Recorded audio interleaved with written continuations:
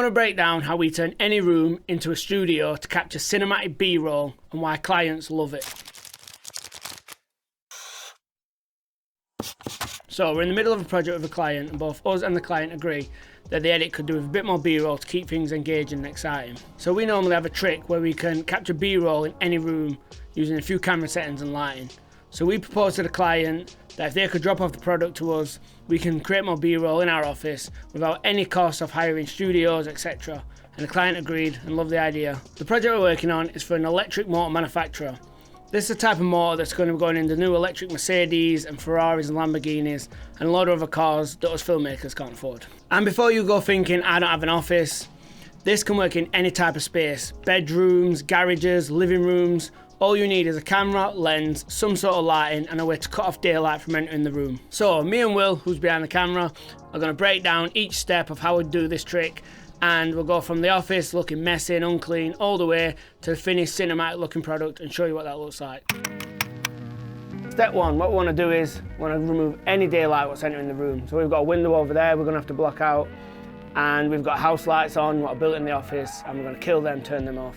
If you're having trouble cutting out the daylight, don't worry about it, it doesn't have to be perfect, because we can do some camera settings to really darken that off later on. So just for now, just do the best you can to cut out all the light.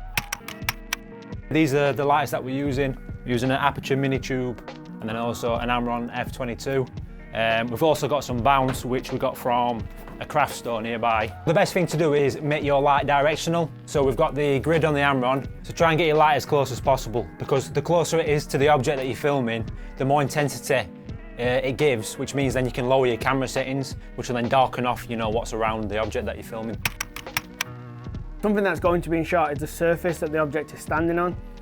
So try to find something that's interesting around your house, or maybe you can find something that matches the brand, fits the company you're working for.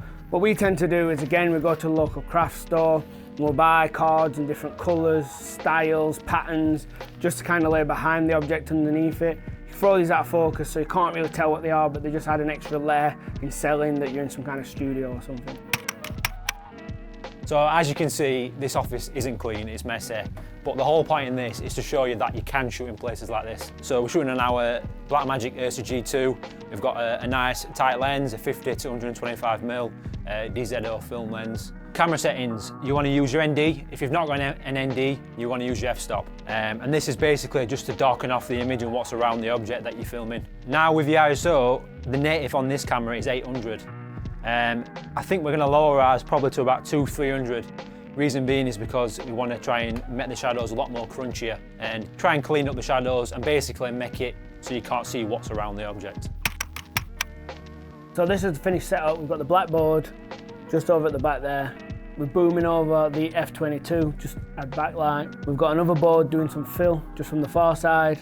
We're going to use a tube light just to pass over the motor to add some effects and depth to the shots. So for movement for the camera, we're just going doing some slow pans, have the fluid head nice and tight, so there's no shakiness, as smooth as possible. We are going to shoot 50 frames as well, so we can slow that down. As we're doing that, we're passing the light over, creating some kind of reflections and rays, revealing parts of it and darkening other parts of it. So let's get these shots and see what it turns out like.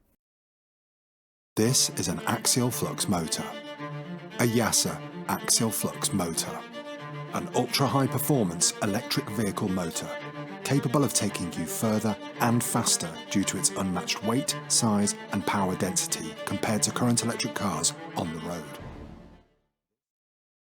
So as you can see, you don't really need to go hiring spaces or any big fancy locations.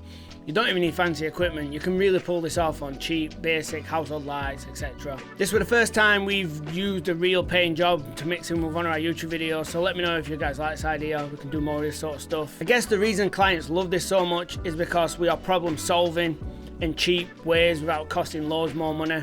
And I guess that's the whole aim of the game. If you want to get your clients returning, you're giving them value for their money, and that's the whole point why businesses are normally successful. If you notice any ways that we can improve this tactic, please comment below, we'd love to know it.